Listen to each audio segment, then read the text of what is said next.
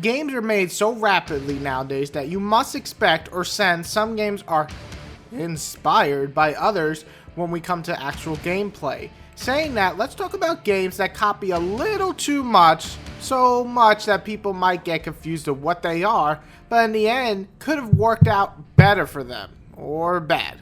Let's get to it.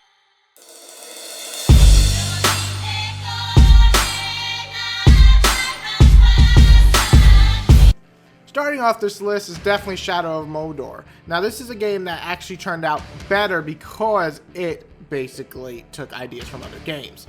This screams out Assassin's Creed and Batman to the max. The climbing, the combat, the brutal finishers, all yells Batman mixed with Assassin's Creed.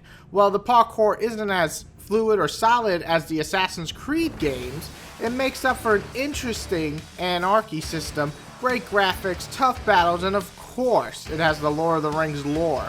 However, people might be quick to call this one a big old clone. Good thing, it's just as good, if not better, than the games it was inspired by.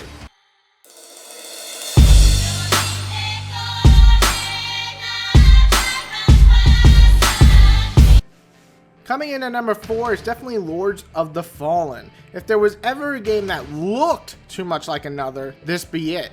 While Lords of the Fallen is helmed as a very solid action-adventure game, and many enjoyed it, the look is undeniably similar to Dark Souls. From the big hulking armor, ugly monsters, and hailed as a difficult game ready to whoop your butt, the connections and comparisons are pretty easy to see and pretty justifiable.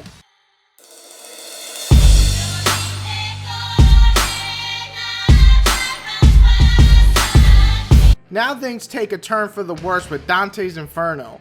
When I think of an action brutal game, I think God of War. Now don't be mistaken, God of War is inspired a lot from the Legacy of Kain series.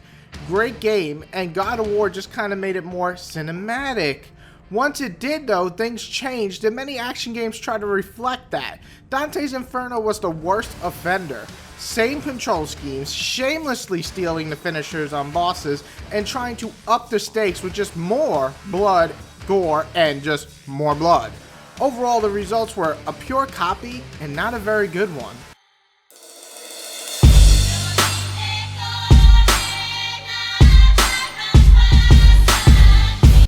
Coming in at number 2 is going to be Saints Row. Saints Row did not shy away from being very, very similar to Grand Theft Auto San Andreas. And we all love San Andreas, and some really enjoyed Saints Row too. I for one loved the first Saints Row almost as much as San Andreas. Well balanced of fun, not taking itself serious, yet still having a lot of great elements of a sandbox type game, with 2 just improving on it as well. This was a clone, if I've ever seen one, but done right.